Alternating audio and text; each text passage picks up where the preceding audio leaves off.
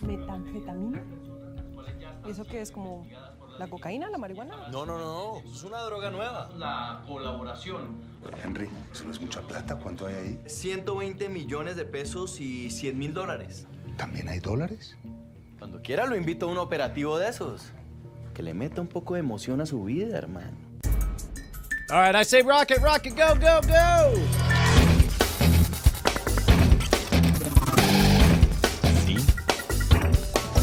Welcome to Cordkillers, our mission to report the intel to the front lines of the cord-cutting revolution so you can watch the stuff you love when you want, where you want, and on any damn device you please. I'm Tom Merritt. Hey guys, I'm Brian Brushwood, and that most definitely was not Walter White you saw. That was Senor Blanco. That was Totally Walter different Blanco. dude. So, man, I saw that floating around with people like sneering. And if you look at that video, and for those of you audio listeners who don't speak Spanish, this is a South American Mexican version of Breaking Bad, which is basically, this is something we do all the time. The Office was an import from This isn't England. like a parody somebody made up, huh? Right. It's an actual show. Yeah. And if at the very end it says Sony Pictures, it's clearly licensed. It's just like any other times they take a show from one area and take it to another area. So, but what was amazing to me is everyone's sneering just because it's in Spanish. They're all like, oh, whatever, you should just dub the original or whatever. And it's like, I'm really bummed out by this elitism. It's like, this is what you do is you build a property in one Brian, area. No. I'm totally with everyone. When The Office came to the United States, really, they should have just given us The Office and dubbed in American accents. See, that's just it. Like, there's not even an excuse on The Office because they're already speaking the same language.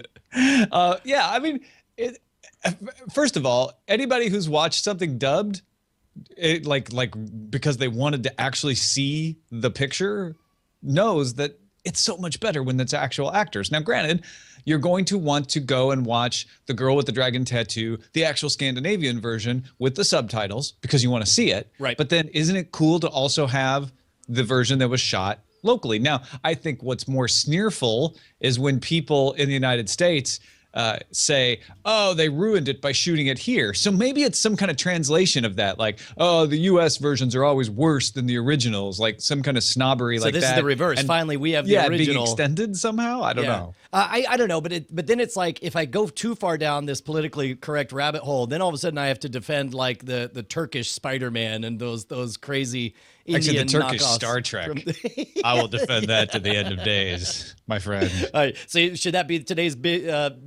primary dispatch or wait, I can't remember. I think we'll need to acquire another primary target, Brian. Thank you. Nose fancy.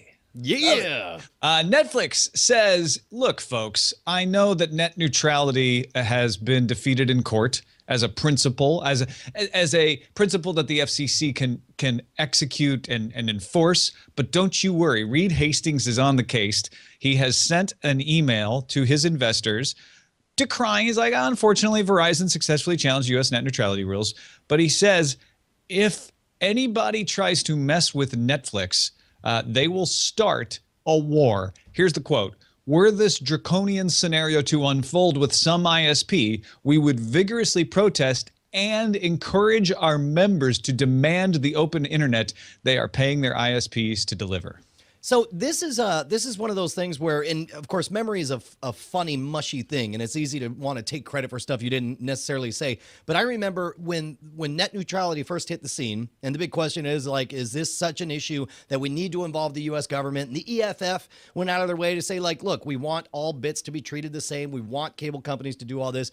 On the other hand, we're not big fans of involving the U.S. government. We'd like to see a solution where it was guaranteed. And I remember suggesting at the time that it was clear that net neutrality was something that everybody valued so much that it was my hope that you wouldn't need any kind of draconian government law or whatever coming in. And instead, that net neutrality would be this third rail, this electrified target that you dare not touch or else it's going to set fire to your hand. And it looks to me like that's what's actually happening. Like the fact that now up to a third, during peak hours, up to a third of all internet traffic is Netflix alone. And the fact that they're saying this is the third rail. And if there's not enough juice in that third rail, we're not afraid to spend money to rile up the natives. That was like 3 different metaphors all at once. Yeah, to rile up the Netflix folks, to say, look, we have power even if there isn't competition, right? The whole net neutrality debate has really hinged in my theories, and I've been talking about this since the Buzz Out Loud days, almost 10 years ago. It hinges on the fact that if you can vote with your feet, you will. The problem is a lot of times you can't. You just don't have another ISP that offers you proper broadband. What Reed Hastings is saying is, look, we don't have to vote with our feet. We can raise a ruckus. Yeah. We have other weapons than just consumer choice. Netflix can bring public pressure to bear. Companies don't want to look bad even if there isn't another choice or much of a choice. And they don't want people calling for government regulation in a popular protest. So we have this to bear. And I've mentioned that a few times, that I've never really worried about bandwidth caps because I just didn't believe that Google and Netflix and other companies would let it happen. Right. That they would come into the ISPs and say, hey, now wait a minute. We're providing great services to you. And Reed Hastings is saying we'll bring the same pressure to bear on the net neutrality issue if something happens with that. Right. Well, and it is now. Here's the thing: in an ideal world, of course, like you said, you vote with your feet and you go to a different service. And yes, a lot of people, for the moment, don't have a lot of options. But how quickly is that changing? We're already seeing people who are canceling their home internet service so that they can just access it while they're at work and on their cell phones or whatever. So you kind of do have another option. There always is some kind of other option. The internet always routes around. You're absolutely right, Brian. Did I just say that? Yeah, no, you said out loud on purpose for the whole world to hear. You're absolutely right, Brian, which I do believe is the new name of the show. Certainly the name of this episode. I'm going to just type that in right now. Just another quick thing that Reed Hastings said in his earnings report call last week. They asked him about HBO, saying, we don't care if people share passwords. We think that that's a good sign, and it helps people. It actually builds our audience. And Hastings says, that was an interesting comment, I suppose. So I guess Plepler, the CEO of HBO, doesn't mind when then sharing his account information. This is Reed Hastings speaking still. He says, so it's Plepler at HBO.com, and his password is Netflix, bitches. So, which I think is interesting because HBO is in a weird position in that they repeatedly keep inviting black markets because they seem to love the notoriety. They seem to love the populist support. They love the fact that their entertainment is so exclusive that if people can't afford it, they'll steal it. And that supports them with their old style. You have to have cable and you have to pay extra for HBO's setup. And of course, in the game theory, it makes sense for them to be the ones who are like, yeah, go ahead, passwords, whatever. And of course, I didn't even think about this at the time, but Reed Hastings is right. When he's running an alternate service that relies on people buying, and that's a real problem. I mean, I think a lot of people have loaned out their Netflix passwords. And as far as I know, the one guy I loaned it out to, I think still uses it time to time because I see stuff in my library that I know I didn't watch. and meanwhile, I would think that if I'm Reed Hastings, I'm going to say like, hey man, not cool. Crapper, get off the pot and either join this club or get out. But don't be saying it's cool to share passwords because it's not. I think it's a little bit of maybe friendly, maybe not sniping across the journalistic playing ground between HBO and Netflix. They've been sort of cattily doing this. Who was it from Time Warner that called Netflix Albania? And you don't worry about Albania. Like this kind of stuff has been going on for a while. And Reed Hastings likes to play this game. So I'm not really surprised to see him throw out something. Well, and also I do think it was a good, if you're going to make a random jibe to cause some headlines, I think that was a soft target for him to go through. And I think it did it in a very clever kind of way. Shall we acquire our secondary target, Brian? Indeed we shall, sir. Next segment. Yes, it's Verizon buying Intel's media division, the makers of the OnQ. This broke just after we spoke last. $300 million is what it went for. And there's a couple of really good articles out there. Wired has one on how Intel decided to ditch TV, like the whole process they went through. GigaOM has one on what actually happened as well through the process. The upshot is that Intel, under Paul Otellini as CEO, decided what needs to happen is somebody needs to throw a lot of money at this and be able to pony up with the television networks to give them the amount of money they want to an upstart that doesn't have any distribution to make this happen. And Otellini felt it was worth it because Intel was so wrapped up in hardware that he wanted them to diversify into services. He was taking them in a kind of an IBM direction, if you follow that sort of thing. When Brian Krzanich took over as CEO, Krzanich's theory was we should be doing what we do well, and we shouldn't be wasting a lot of money on things we don't know are going to work. Let's focus on chips. Let's build really good hardware.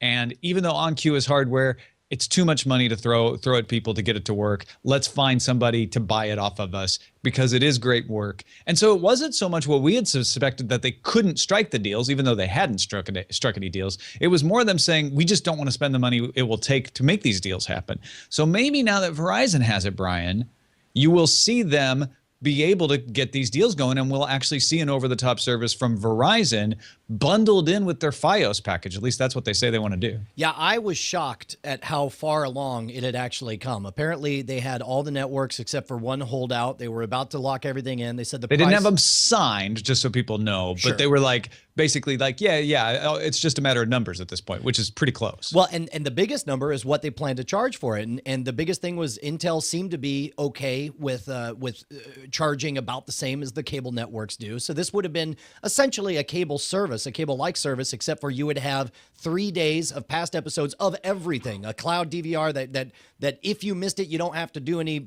fidgeting or Mojo or sign in to any Hulu Plus or anything like that. Just the whole world for the last 3 days is available to you. And to be honest, it sounded pretty great as far as a cable service goes.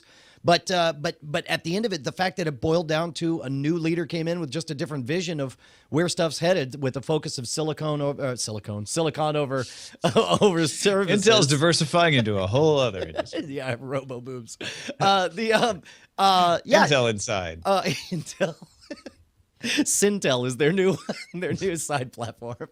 The important thing is that this was a lot farther along than I had originally thought, and I suspect that consumers are still going to be happy with what they get. They're going to get the same technology. They're going to get pretty much the same deal it looks like Intel was about to put out. But it seems like Intel's the big loser selling this project that might have revolutionized, been a new player in the cable industry, might have been the kind of thing that, as it was described, this could have been their Xbox moment when they diversify into a brand new branch. And instead they sold it for pennies on the dollar for just over $200 million. Yeah, it looks like Eric Huggers, who is the guy who heads Intel Media, he's the guy who did iPlayer at BBC, will go along with this acquisition to Verizon. They're going to take all the employees, they're going to take all the intellectual property. Krzanich is making a big bet here. It could work out for everybody, right? It could be that Intel turns out really did need to focus on hardware, and that's what saves them. And it could be that Verizon looks at this and goes, wow, I don't know how Intel would have ever made these deals work, but we can, because we have these 20 million subscribers from Fios TV or whatever. I may have that number wrong, but we've got a base to work with. We've got some leverage to make this happen. So I think who wins here is the consumers, because it doesn't look like what Intel developed is going to be lost, which is what I was afraid of, is it would just get cut up for parts. Right. It looks like Verizon actually wants to take it whole and say, let's take all of that hardware expertise that Intel brought to this and let's move on to the next stage, which is signing the deals and making the service work. So I was thinking to myself, like, what's crazy is, yes, this is, what we at Cordkillers might call one of the bad guys buying it, the old nasty cable companies doing their thing. But really, I mean, I've long ago given up the idea that cutting the cord is a cost-saving measure. Instead, for me, it's very much about convenience. It's, as we say every episode, about watching what you want, when you want, or whatever damn device you want. And to be honest, if this goes the way Intel had planned it, it sounds to me like that Verizon gets a solid 2 out of 3 in there. It does sound like you'll be able to watch what you want when you want it. It's just that whatever damn device you want thing that is going to fall short of. Well, and OnQ is capable of doing a lot of streaming app accessibility, and Intel may have been less likely to open that sort of thing up to other devices where Verizon doesn't care. Right. They want to sell you a box because that might be the easiest way to get you to use their service. But Verizon isn't going to want to get in the business of making a lot of hardware. Well, and keep in mind also, that might bring the device thing to become a little more open. I can't remember which article it was or if it was an official statement. It probably wasn't, but was that Verizon essentially said, we're very interested in bringing our cable programming to our 100 million mobile subscribers as well. Yep. So that if that becomes the case, then, I mean, all at once, they really could do this. It could be what you want, when you want, on whatever you want. Well, and that's where it becomes not whatever device you please, because it has to be a device that gets Verizon, right? Right. They could lock it down and say, oh, you have an AT&T iPhone? No app for you. Right. Well, and even worse, they could, allow bandwidth or bits that go through that belong to that to not count towards especially losing that caps. net You got net neutrality. So there's still plenty of issues to work out, but this could be just a switch flipped to where all of a sudden, like half the things that we're arguing and fussing over all of a sudden are irrelevant, which, to be honest, would be pretty rad. We'll keep an eye on Verizon, of course, to see what they do with OnQ. Meanwhile, we are going to work on our own solution. Yes. Oh, wait.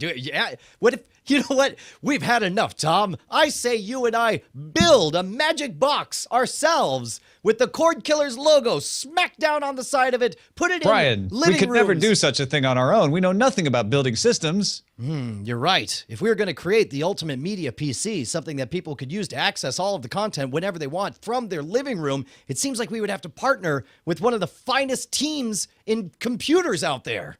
Why, if only Doghouse Systems would partner with us. What? I have one right over there. What? We're switching the show on this one. Yeah, man, we're talking to our friends over at Doghouse Systems, and we got a really neat idea that we're cooking around. They said that for years they've wanted to build a media PC to go in the living room. They were originally calling it, I think, like the Couch Dog or something like that. But they wanted to partner with us and actually make it kind of a Cordkillers branded media box, which would be, by the way, the chat room's freaking out right now, shouting, take my money.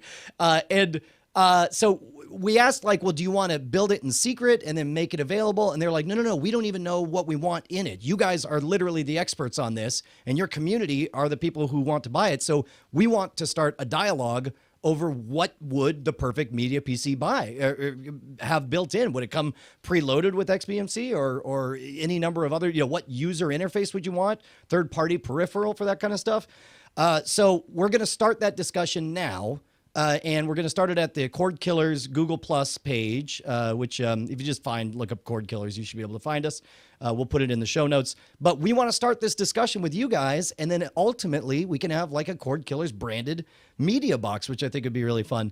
In the meantime, though, since the folks at Doghouse, they're the ones who gave me this PC that we're doing all of the live switching on. In fact, I just bought a second Doghouse system from them that's going to have the Cordkillers art on there to upgrade the signal that we're putting out. But until then, they got a couple of promo codes that you guys can use. One is the whatever you buy, if you use promo code SHWOOD, SHWOOD, at checkout, I'll personally throw in $100 of scam cash to the Scam Stuff online store, as well as you get custom box art and some other awesome upgrades. And then if you use promo code Cordkillers at checkout, they'll double your memory and you get the Cordkillers logo on your PC. But we definitely thank, they believed in us over a year ago, before we even really were making stuff out of this studio. They were the ones who advanced us some of the most important equipment to make this happen. And it's been the best computer I've ever owned. So Doghouse Systems, promo code SHWOOD or Cordkillers. Thanks, guys. Let's do some signals intelligence. Next, which is our fancy way of talking about streaming. Amazon. Okay, last week, Wall Street Journal reported that they were talking with networks about the possibility of licensing television channels for its own pay TV service. Then, Amazon spokesman Drew Herdner said that Amazon is not planning to license television channels or offer a pay TV service. This was all hot on the heels of Verizon announcing they were buying OnQ from Intel. So what do you think is really going on here, Brian? I mean, they didn't deny the meetings happened. So Amazon is going and meeting with all of these channel providers. They could be just trying to do sweetheart deals for the Amazon store on the Kindle. Who knows? There's also all these rumors of the Amazon box that would have like apps that you could stream video on. Do you think that's all there is to it? Or do you think that they're like dangling out a little like, well, maybe we can do something else? Well, what would that something else look like? Because when you give a headline like exploring pay TV 2, I guess the question is, I'm not quite sure. Well, the headline is referring to the Wall Street Journal article, which very clearly said Amazon is meeting with networks to start a pay TV service, which is the same thing as OnQ, the same thing as Sony wants to do, which is a service over the internet that gives you channels so that you can watch them just like a cable service. So Amazon very clearly says we are not planning to license television channels or offer a pay TV service. Yeah. But they were meeting. Okay. They don't deny the rest of the stuff. So are they just talking about like season passes and instant streaming and stuff like that? I mean, could be all it is to it. Well, and also there comes a certain time that an idea is just ripe and all of a sudden everybody jumps in on it. And it seems like you want to have those meetings to where you can, blue sky, just imagine, well, let's say we did do this. Would you be interested? We're not saying we are. And then they're like, yeah, I think we'd be very interested. Well, what kind of rate, hypothetically, do you think we could expect for X, Y, and Z? I think there's a lot of that going on. And then I think very quickly, all at once, you're going to see a lot of snapping up properties on that monopoly board. I think all of a sudden everyone's going to snap. Whether or not this is a good space to get into is, I think, Amazon's big question. Because do people want an over-the-top cable provider-like service? Do they want an on-queue, or do they want Prime to just have more access to more shows? To be honest, I mean, I'm more of like a Prime, more access, more shows kind of guy. I'm backing this thing out, right? And Wall Street Journal obviously heard something about pay TV coming up in the meeting. It would make sense if that part of the conversation came from the networks. If they said to Amazon, would you be interested in doing a pay TV deal? Now, that would be weird because it seems like the networks have been resisting that sort of thing, right? Well, but maybe with Verizon getting into OnQ, with Sony saying they're going to do one, with Apple certainly out there trying to make one happen, maybe what they're saying is, look, one of these is going to launch and we don't want it to be the only one. And it's going to be easier to talk to our own divisions that are cable providers, or talk to our, the partners that are cable providers, to justify it if there are lots of other competitors out there doing it. So maybe they're trying to push Amazon into doing it. That theory really matches all of the evidence, because it makes sense, because Amazon would say we are not interested in doing a pay TV over-the-top service. And then yet it would be accurate that rumors are that they had meetings about this, because they go to the meeting to try to get, more stuff on Amazon Prime. But then the other guys bring up like, hey, man, we'd rather have the devil that's closer to what we have than a complete, eruption of cable services. I can tell by the fleck of mustard on the sleeve of the Time Warner executive, which is Golden's, which is well known to be a Reed Hastings favorite, that you have recently been meeting with Netflix. This really is just us just playing We're totally trying to Sherlock this. Yeah. I mean, you're right. But it does match. That is a good theory. Who knows? At the end of the day, it's like, what does it matter? I mean, it'll be interesting to see. Yeah. Let's gear up instead, shall we? Yeah, we shall. Look at me. Next. Gonna gear it up. Okay, so there was this whole TiVo thing. All of a sudden, I just kept thinking like the intro segment has to be like 1980s style with that song. Gonna gear it up. What's the gear? Gear up. I want to get back to this story about TiVo, which started with layoffs from TiVo's hardware division being announced. And a lot of speculation, or maybe even just logical conclusion that, TiVo must be moving away from the hardware business. And wow, did TiVo go out of their way to say, oh my goodness, no, we are far from getting out of the hardware business, without really providing any solid evidence that they're not. Steve Weimer is the company's VP of corporate communications. He did a lot of interviews. He did one with Ars Technica where he said emphatically no to the question, is TiVo exiting the hardware business?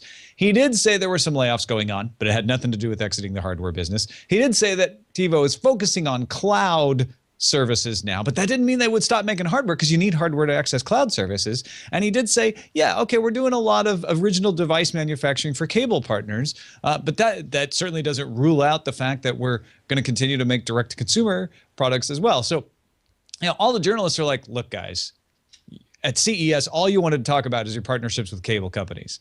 And you keep saying, like, we're going to be a cloud services company. We're going to be a cloud services company. And then you lay off a bunch of hardware designers. How can you emphatically say, no, we're not getting out of the hardware business? And why are you so concerned about it? Well, and keep in mind, now, tell me if I'm understanding this correct. It could be the kind of thing where they do stop making, let's say they did stop selling stuff direct to consumers, but they continued to work emphatically with all their third-party developers and set-top boxes and satellite whoever's or whatever. Like, in that regard, that still places them in the hardware business, or what was the exact verbiage you used? Like, we're not getting out of the hardware business? Ars Technica said, is TiVo exiting the hardware business? Weimer said emphatically no. Yeah. I could see him thinking, yeah, no, we're doing tons of hardware with DirecTV and with these guys and with those guys, that kind of thing. He said original device manufacturers are a big part of our strategy, but that doesn't mean that there aren't team members here that aren't involved in the design and decision making for the hardware. And that hasn't changed. That really fits nicely with what you just said. Yeah. Where he's like, we're still have people who talk about hardware, people who make hardware for us. Well, and also I would imagine that you go into a certain amount of spin control mode when a story like this leaks. You know, TiVo, the people who developed the hardware that essentially revolutionized everything, they don't want the headline to be getting out of the hardware business, giving up, or whatever any of that is. So in that regard, it seems to me like you would want to say, no, it's not true. What is it? What's not true? All of it. Can we talk about anything else besides this? The warehouse manager called me and said, we really need to sell all the Romeos we built. So no, we are not getting out of the business. And the skeleton crew, like they're down to like 2 engineers to basically maintain the current batch of what's out there right now. So, I mean, I think their words say one thing, but I think their actions speak louder. And honestly, I feel for Weimer, because this is exactly what TiVo is probably doing, is trying to gracefully wind down making a lot of original hardware. And they probably are intending to make a little bit of hardware, like maybe a cloud-based device in the future, but they don't want it to get out there that, oh, TiVo's done. You know, TiVo's not making boxes anymore. Because that game of telephone happens and everybody's like, oh, didn't think TiVo made anything anymore. I thought they were out of business. You know, it just goes crazy. No, I would imagine that's a big part of it. Hey, want to say incredible thank yous as usual to our Patreon supporters. Patreon.com/Cordkillers is where folks have been backing us. And we have 1,138 folks who pledge a certain amount per episode. It's help keep us going. It's our George Lucas anniversary. We hit 1138. That's Congratulations, right, Tom. So THX to you. THX for 1138. Man, maybe that should be the title. No, you guys, seriously, we can't say enough about so much as possible because of your support. It means the absolute world to us. Thank you guys so very much. Yes, you are the bestest. So there might be a little something special coming to you in your Patreon inbox soon. Yeah. From me and Brian, because you deserve it. No, it's not a cake or pie. It's gonna be a video from me and Brian, okay? But should be fine. Spoiler alert. Yeah, you didn't even wait until it's spoiler in time, and now you just told them. Great. Let's look at what's under surveillance. Next segment. So it's official, unless you're Mark Hamill, that Harrison Ford, Carrie Fisher, and Mark Hamill will all 3 return to the set in March or possibly April for the shooting of episode 7, because the script's apparently done. According to J.J. Abrams, he's going to shoot on film, and Carrie Fisher and Harrison Ford have both said, yes, we're in it. Apparently, Mark Hamill wouldn't confirm the involvement in a Reddit Ask Me Anything. He probably just was afraid he got the memo wrong and wasn't supposed to say anything. Yeah, well, and stuff leaks, and like even if your job is to keep secret on something and it leaks from somewhere else, it's like that's fine. It leaked from somewhere else. That doesn't mean that now I have to confirm it or violate my agreement. I should correct myself. Harrison Ford has not said anything on the matter, according to the CNET story. It's only Carrie Fisher who has said it. Yeah. Carrie Fisher is just too excited. She's like, whatever, I don't care. The most interesting part of this, and we didn't get a chance to talk about it last week, but I think it's fascinating that J.J. Abrams is deciding to shoot this on film.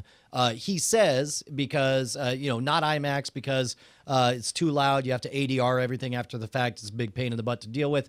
Not digital, which I wonder how much there will be kind of an ineffable quality to it because it's shot on film that will remind us so much more stylistically of the original trilogy. It would be neat if stylistically this matched so well with the original trilogy that we could just kind of forget the prequels. I mean, and literally, essentially it was George Lucas's fan fiction to himself. The real story starts here at A New Hope and goes straight forward from there. Well, and that was one of the knocks from some people on the prequels was the digital effects took them out of the experience. So with J.J. Abrams putting it on film, even if he does digital effects, they'll go through that process of being filmified. They'll have to match if he does it well at all. And I think he's going to try to do fewer digital effects and try to do some old-fashioned effects. I think I read that somewhere. So it sounds like he wants to do a lot of things to recapture that feeling, and that's definitely one of them. Having some of the original cast members back is another way to capture that feeling. Carrie Fisher was saying she wants to put the buns on again and have them be gray hair. But that's Carrie Fisher. Well, and again, like that's the kind of excuse me, that's the kind of thing that that I definitely want to see is I want to see styles of clothes that look like the 1970s version of the future. I want the grit and the filth the way that we saw in the original. We're picking up from the mid 80s, right? Because that's Return of the Jedi. Yeah, that's true. That's true. So it should be like an early 90s version of the future if we want to. We want to stay consistent. Get a Will Smith cameo, shows up, raps a little bit, and then leaves. Mara Jade's got some flannel on. She's just dour. It's like, whatever, sellouts. What's that word? I don't know what that word means. It's a new word in the galaxy, Dad. Keep Tatooine weird. Amazing. So yeah, not much more to go on than that. But the fact that the script is done kind of got me excited because it's got that little tidbit there at the end as well. It's awesome. Shall we take a venture into the front lines? Indeed we shall, sir. Let's do it. Next. Front lines, of course, where we have some tidbits of articles, and we give ourselves 60 seconds to set them up and discuss them. Set them up, knock them down. And we start with HBO and Showtime saying, hey, MPD said pay TV channels lost 6% of internet household subs in the last 2 years. No way we didn't. HBO says we gained 1.9 million. Showtime said we gained 1 million. In fact, we've gained 1 million every year for 6 out of the past 7 years. And MPD Group actually removed the press release, basically saying we shouldn't have called out HBO and Showtime. What we were saying was, of all the pay TV premium channels, the subscriptions have overall declined. And there may be exceptions, and HBO and Showtime may be those exceptions. Now, do you know if whenever Showtime and HBO say we've gained 1 million viewers every single year, is that a net gain every year, or they're just saying we had 1 million new subscriptions every year? I believe they're claiming a net gain. But there's also this thing about households, and the MPD study was percentage of internet households, not percentage of all households. HBO and Showtime's are percent of households with cable television subscriptions. Yeah, interesting. Yeah. All right, moving right along. Sources say the new Apple TV box is likely coming soon, both with an app store and a game store possible. 9 to 5 Max sources say that Apple TV will be a set-top box coming out first half of 2014. New OS like iOS 7. Previously, sources indicated possible new input methods like motion control, kind of, I guess, like a Kinect type interface. iLounge reported possible gaming content. And it seems like, you see the mock-ups look like you oftentimes see someone playing a racing game with an iPad as a steering wheel. It seems like they're just stuck on that's the one thing that actually seems like a sensible gaming interface with the iPad is to use it as a steering wheel. Guess what? We're going to get a new Apple TV, and it's probably going to have either an app-ish store or some new kinds of apps, like maybe a few games. People are just getting overexcited. It's going to be, of course, it's going to be a new Apple TV. They haven't given up on the product yet. Yeah. Well, it's just a hobby, Tom. It continues to be a hobby. It's the most successful hobby we've ever done, Brian. It's revolutionary. I don't know why George Lucas is running Apple now. Apologies for that. Netflix now lets you disable post-play so that binge watching isn't forced upon you if you're not paying attention. You can now go into your settings in Netflix and say uncheck play next episode automatically. This is not something that has been a problem for me on Roku or Apple TV, but on Xbox One, we've had to use the voice commands emphatically or grab the controller real fast because it will always go right into that next one. Man, I couldn't, the moment I read that headline, I thought, well, for whom is that a problem? I love that feature. It's maybe one of my favorite things. When I'm ready to binge, it's great. But there have been plenty of times recently where Eileen just wants to watch one episode of Luther, or I just want to watch a one episode of a series that I'm catching up on. Trying to think of a good example now, because the one I thought of was actually Hulu. But Hulu does the same thing. Right. Father Ted. I'm like, I only have time for one episode. Stop. Orange is the New Black was another one. We're like, really? We've watched 2. That's enough. We don't have time for a third one yet. Right. Hey man, Quentin Tarantino's new movie not happening because he's taking his ball and going home. He's very butthurt because his script for The Hateful Eight leaked. And in fact, it's kind of an interesting whodunit because I guess there was only 6 copies that were out for people who we was considering casting in there, and he gave them to the agent of this guy. In fact, you actually see some quotes from Quentin Tarantino. It reads straight out of Reservoir Dogs. He's like, not him. I know he's solid, but this other guy, he's the only one that doesn't match. And so instead, he's going to publish the script for The Hateful Eight. Maybe in another half decade, he'll get around to doing it. But he's very, very upset over this. It seems from the stuff that I read that his own agent is probably the one who shared it. Oh, and my now God. he's so upset at his agent that he's making this public stink about it and saying, well, you're not going to get any money because I'm going to publish it and you don't get a cut of my publishing. So that'll teach you. And now we don't get to see a great Western called Hateful Eight. Yeah, but you know what? I mean, we'll get something good. I mean, I trust Quentin to do something interesting. Google can now say if your internet connection is quick enough for YouTube. This is another one of those net neutrality defenses. Google launched Video Quality Report. It's a reliability ranking for your YouTube subscription by ISP, your YouTube subscription. It's YouTube streaming by ISP. Canada got it first. Coming to other countries. We don't have it in the US yet, but they're going to roll it out to other countries soon. And you'll be able to check and say, is the YouTube problem YouTube? Is it me? Or is it the ISP?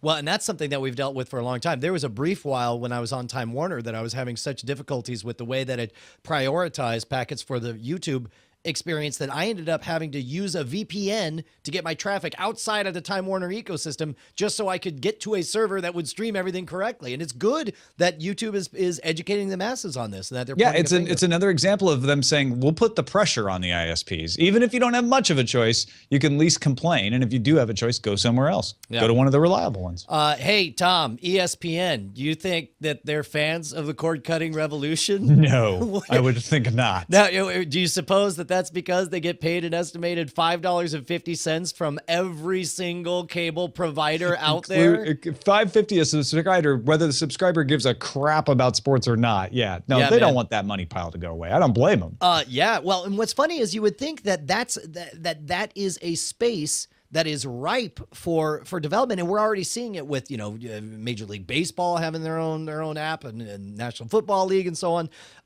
I really think ESPN is going to experience a nasty, nasty squeeze over the next 3 years as like the WWE, we start to see more and more people taking a direct subscription model and giving the sports directly to everyone. Well, and ESPN is doing a lot of work trying to figure out how to sell ads into their apps, like their Watch ESPN app. So they haven't given up on the idea of over the top or cord cutting. They just don't want to lose that money pile yet. So they're doing a lot to keep cable companies happy. Yeah, right on. What is on screen? What has been on our screen actually is really on this segment's about. I didn't really watch hardly anything this week because at the beginning of the week I was coming back from Shooting Sword and Laser, and then Len Peralta, who I wrote the 10 State comic with, was in town over the weekend because we had to deliver some Kickstarter benefits to folks. So I watched the Grammys. I watched an episode of Arrow, which I am still behind on, but I also still really enjoy. And I don't know, I watched it on TiVo rather than, so I watched an over-the-air recording of it, and I didn't even notice that I was watching an over-the-air recording. It's that good. Wow. And we both watched the Netflix Oscar-nominated documentary, The Square. Yeah, we'll talk about that in spoiler in time. Not that it's weird to call it spoilers when you're talking about history and what is actually happening over the last 3 years. Yeah, but we are about spoiling the documentary. It's not exactly the plot that we're spoiling, but yeah, exactly. Right. Yeah. Well, we are setting expectations that will color the way you experience it once you see it. How about that? Yeah, exactly. But the Grammys, Eileen always watches these award shows, and so they're always on in the periphery for me. I caught bits and pieces of it. Wow, was it long. I didn't end up watching Downton Abbey last night because by the time the Grammys was over, and we get it delayed in the Pacific Coast, so even though it's done for 3 hours, we're still watching it. Oh my gosh. Over here. Some amazing musical performances. Some really interesting stuff happened. I just wanted it to end. Yeah, the Grammys is a weird one for me because it's like, I drift in and out of caring about the current music scene from time to time. I guess right now I'm kind of on the outs with it. But it's amazing some articles that popped up around this time talking about all the the best new artist picks that they got so very, very wrong. You know, like the year that Nirvana got snubbed for, whoever, the year that Elvis Costello lost out to, whatever. There was one interesting cord cutter type moment in there where I think it was for Record of the Year, I may be mistaken about that, they played YouTube covers of the nominated songs and showed a snippet of the video of the people covering it. Now, some of the covers were by fairly well-known artists and their own YouTube channels, but some of them were just, YouTube creators who may have a significant following, but nobody else knew who they were. And I thought that was pretty interesting that they were endorsing that. Yeah. Well, and I think that's where the energy is. I mean, that's where YouTube is this generation's MTV. This is where they go to see the stuff they care about. I also haven't watched last week's Archer. What? I've watched it twice. I totally thought I was going to get to tell you. Oh, I watched it again so we could talk about it. You want me to spoil it for you in a few minutes? I wish I would have watched it. Yeah, sure.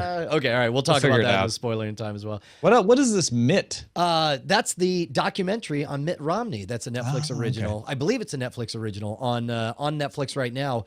Unprecedented behind-the-scenes access during the middle of the presidential election, both in 2008 and in 2012. It's astonishing, man. It's like you see a family having frank discussions about how worried they are about stuff. You see Mitt Romney beating himself up after this performance or that debate. It was really hypnotic. Like it kind of like you already know what's going to happen, and so there's no surprises. There's no story really. There's no arc where they're trying to portray one person's journey through X or Y. It's just these little vignettes. There's one moment you watch a 2-minute argument between Mitt and his son, kind of just sniping, bickering about whether or not there's food in the LaGuardia Delta terminal. And at the end, his son turns out to be right, and then is just like, "Ha, I won a debate finally!" And it was utterly humanizing and very very hypnotic. I enjoyed it quite a bit. And of course, we'll talk about the Square. Also, I finally watched one of the most recent episodes of Community, the one with the hot lava, I think was what's his name's last episode. And I did that mainly because I cared less about spoilers and more about I wanted to see what was regarded as a very Community-ish episode of Community, because like I said, watching the first 3 episodes, I wasn't getting hooked. So, but I definitely saw what they were going for. I enjoyed it immensely. It's a lot of whimsy in that show, and I look forward to watching more of those. And I got a Chromecast. I ordered a Chromecast during the show last week, and then I guilted you into it, and then I felt bad that I should have bought it for your birthday present. That's right. And then immediately got told, no, hold on, there's already one in the mail. So and so sending you his old one. I was like, oh, okay. So I went and canceled my order. Minutes ago. Apparently my order wasn't canceled, so I have 2 Chromecasts now. But I've started playing with that. There was... I have 2, actually, on purpose. Oh, really? Do you use 2? Or I guess you could put them on different televisions, huh? Yeah, we've got one. We have 2 televisions, and we have one on each television. Oh, well, that's a good idea. Maybe I'll do that. I named one Larry and one Steve. Of course should have named it Sergey. I don't know why. Why wouldn't you? But the first thing I watched on it was The Adventures of Tintin with the kids, and it did great until in the middle of the last act. It was doing 1 frame per second for a while. Have you run into that, hitting a bunch of lag? Which service were you watching? Netflix. You were watching Netflix. I ran into that with Always Sunny in Philadelphia right after I got the Chromecast, where it would do that, and it would do this thing where it would play the wrong episode.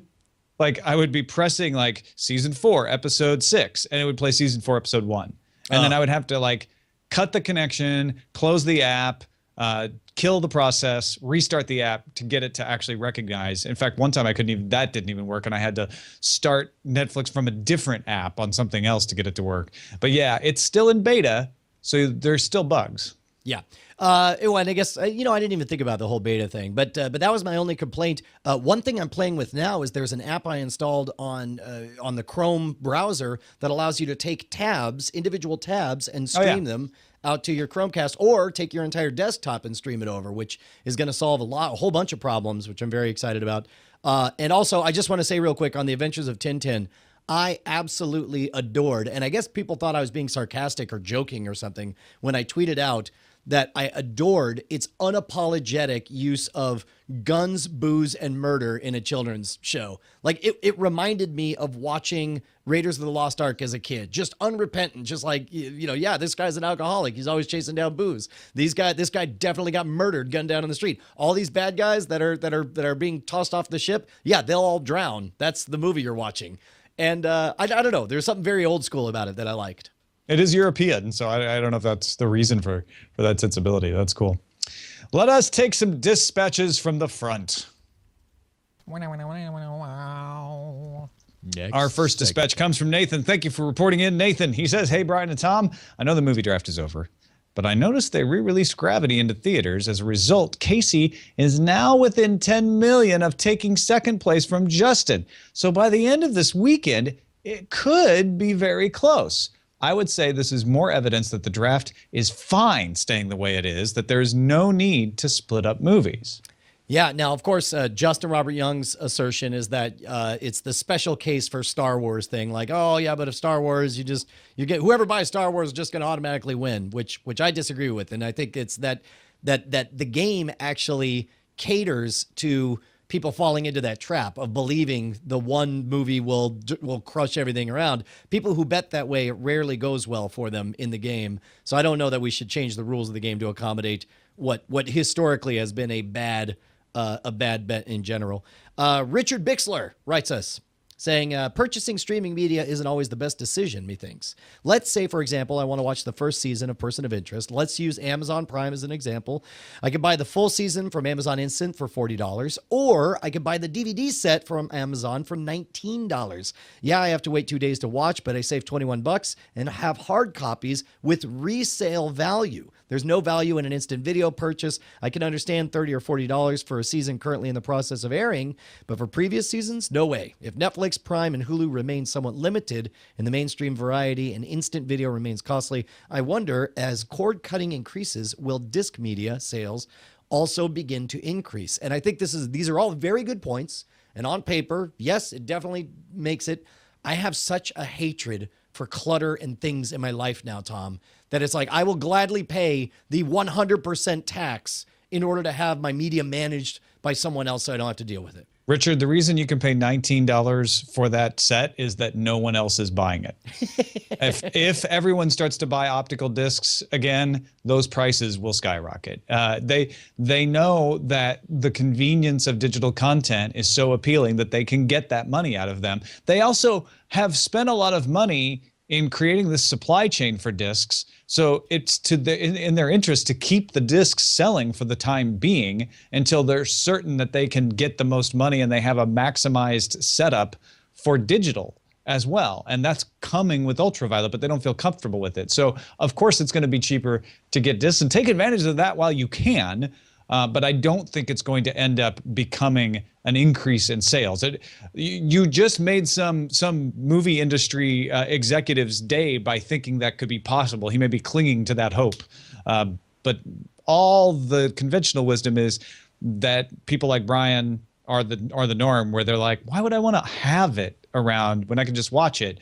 And the instances where you really need to have something older that you can get on disc versus digital are just too few to keep that business afloat. Yeah. And keep in mind, people in the chat are accusing me of like hating bonus features or whatever. That's not true. I love bonus features as much They're as also bringing in bonus features on iTunes and Vudu in really interesting ways. And I think there's some other services doing it as well. Amazon, I think, is working. I can't handle watching the FBI meeting, the Interpol thing that comes on, the 8 seconds to preload an animation for the video. DVDs. Zaz wrote in, says he's a big fan and Patreon of the show. Thank you, Zaz. He says, I'm also a product manager for Sidereel, and I'd love your feedback on our cord cutting guide. Our hope is to help our users navigate some of the many hardware and service options out there, and maybe even expand to include options outside the United States. Let me know what you think. I think Zaz was very cleverly trying to say, hey, I'm the product manager of this awesome thing, and you need to know it exists because you said that there wasn't any good guide to cord cutting out there. Well, yes, and I don't care if it is a naked attempt to get a free ad. Guess what, sir? You just got a free ad for having an awesome project. I went through it. I looked through it. I think it looks really, really good, and I think that's going to dovetail nicely with our Cutting the Cord special coming up soon. Yeah, they've got it broken down by hardware, free sites and apps, paid services, cable add-ons, such as like if you're a subscriber to cable, you can do the Watch ABC or some Hulu special features, et cetera, and Olympics, because it's the Olympics year, and that's kind of a cool option there as well. Yeah, that's all available at sidereel.com/topics/cord-cutting-hardware. Thanks, Daz. Yeah, appreciate it, man. Let's see. We got also from Joe. He says, another reason to hope Aereo wins its case against the U.S. courts if the networks go off the public airways like they said they would, and then they could stop bleeping every other word on award shows. But they won't. See, that's just a fiction. The bleeping is less about the FCC anymore and more about community standards. And lots of places like USA Network do bleeping or keep cursing to a minimum, even though they could get away with it, because there are people in their audience that would be upset. So I wouldn't expect. That's all of cable. Cable's not regulated by the FCC. They're allowed to say and do whatever they want, and they impose their own standards on themselves. I don't care about whether they bleep or not bleep. I am fascinated, though. Think about this. If this were to happen, and no, they will not stop broadcasting, there's too much of a downside, it would be a PR disaster. But let's say they did. At that moment, doesn't the FCC's claim is gone? Like, what do they have to regulate? They can't regulate anything on cable. They can't regulate anything distributed on the net, on the internet. They can pull every license to broadcast from every broadcaster and redistribute those airwaves to other services. The FCC regulates a lot. They regulate telecommunications. They regulate the spectrum for wireless networks. Yes, the FCC isn't going anywhere, Brian. This is just a tiny slice of what they do. What's going to happen is there's going to be a battle if the TV networks go, fine, Aereo wins. There's CBS for cable and there's CBS for broadcast. And the FCC has to say, yes, that CBS for broadcast is sufficient to keep your broadcasting license that we allow you to have. Right. Well, specifically when I'm talking about the FCC's reach, I'm talking about their habit in the last decade of overreaching and becoming, the nannies of broadcast of what you can and can't say or do. I'm just fascinated on what their domain becomes in a world where there is no broadcast television because everything is distributed in non-broadcast or non-over-the-air methods. Well, their domain is internet, telecommunications, and that entire spectrum. Anything that you broadcasts, and things still broadcast. In fact, everybody is dying to have spectrum, and every ounce of every hertz of that spectrum is regulated by the FCC. No, wait. But again, you're talking about licenses to specific slices of spectrum and basically rental space or whatever. I'm talking about their habit of saying what you can and can't say and do. That's what I'm talking about. They haven't really done that in decades, Brian. No, are you kidding me? No. In the last decade, we've seen the greatest reach, the overreach. They did a 6-figure fine for Bono dropping the F-bomb during the awards speech. Right, but you don't. That was actually like a much more egregious violation of the guidelines than have happened in like the 70s and 80s when they gave out fines. I don't agree with you that the FCC has been overreaching on broadcast. I think they've been doing the same thing they've been doing since their remit began in the 50s. And if anything, they're looser. They allow words to be said on primetime television that they never would have allowed in the 70s. Absolutely not. I dare you to watch any 3 episodes from Saturday Night Live that occurred in the 1970s and tell me that any of those could possibly happen nowadays. They all could. They've massively I dare you overreached. to watch episodes of Friends from the early 2000s and say, yes, that could have gone on broadcast television in 1972. Wait, because it's too sassy or what? They use the word penis. They use the word ass. Yeah. Like those were not okay in the 60s and 70s. You know what? This is a genuine point of debate. Then we're gonna have to tell people. It's a stupid and irrelevant point of debate though, because broadcast regulations are dead. No. But the no FCC's, new broadcast the FCC's regulations have been debated for a long time. And as we just said, those broadcast licenses are less and less valuable all the time. They're eventually going to go to carriers who want to broadcast the internet over those airwaves, at which point the FCC isn't going to regulate content at all. So I think it's kind of a moot point. No, it's far from a moot point. The FCC is licensing, is telling people what they can and can't say on various, and is trying to reach into the internet on cable as well. Guy, you sound like somebody from 1975. No, I sound like somebody from right now who's tired of the FCC overreaching. Apparently, maybe I am the only one. I don't know. People could chime in. I think with the internet and cable television, that is just like, people forget that even exists until, till Bono says something, and it's like, oh, right, we do have those rules for broadcast. Yeah. It's a dying argument. All right. I think. All right. Whose turn is it now? It's your turn. Hey, killers, says our email Ron from Texas. I have a cable account or over the air. I have a DVR or even a DVD recorder, for argument's sake. With that said, let's say I want to watch a show either on over the air or cable. The logical side of my brain says I have the right to do the following: watch the show live when showing, watch the show on its numerous reruns if available, record the show by any device including a DVD recorder or DVR, keep this recording as long as I want, watch this recorded show as many times as I want, copy this recording to any device I choose. I have almost unlimited rights once the content is available on my television, whether I watch it, tape it, DVR it, or not. I paid for the rights to watch it, didn't I? Is the fact I didn't watch it when it was shown or forgot to record it negating my rights to it? With all these rights, how are these rights taken away if I watch the show online on any site, legal or not? I paid for the rights to not only watch these shows, but also record them and store them for future use. The fact that I didn't watch it when it was shown or DVR'd it when it was on, didn't I still pay for the rights to watch it? Ever since Frame Rate, this question has haunted me. No one can watch and record the 200 plus channels available 7 days a week, 24 hours a day. Am I not entitled to watch every show on TV? Doesn't my cable subscription pay for this? I'm pretty sure I'm being charged for 200 plus channels. I should have the right to watch every one of them. This is how I watch them. The issue is how I watch them. The issue, and if so, why? Discuss. Yes. Well, and actually, I put this one in there mainly because I wanted to hear. I knew you would have a very specific answer, but for me, from more of the layman's perspective, as I understand it, it does matter how you watch it and when you watch it. In fact, that may be the most important thing, because how you watch it and when you watch it says a lot about what kind of qualified purchaser you are for the types of services that are being advertised on each of these shows. And considering that most of these are ad supported, they matter a lot, especially if you're not going to watch the ads. Then in that regard, they sell advertising based on a promise that this type of person will watch it at this time and in these roughly these circumstances. And if you don't do that, then they, especially if you watch it under other circumstances, especially for free, then they are being robbed of that circumstance, which is a valuable commodity that they trade upon. Yeah, I mean, I'm paying for 200 plus channels is not what you're paying for. You're paying the all-you-can-eat price, right? Right. You're going to that's like saying, well, I paid for all you can eat, so I'm going to bring in these big tubs and take all the food off the buffet and take it home with me because I paid for all you can eat. What you're paying for is a reasonable amount of consumption based on what you can consume, right? And the reason you're limited in watching those other copies of the show is because there is something called copyright.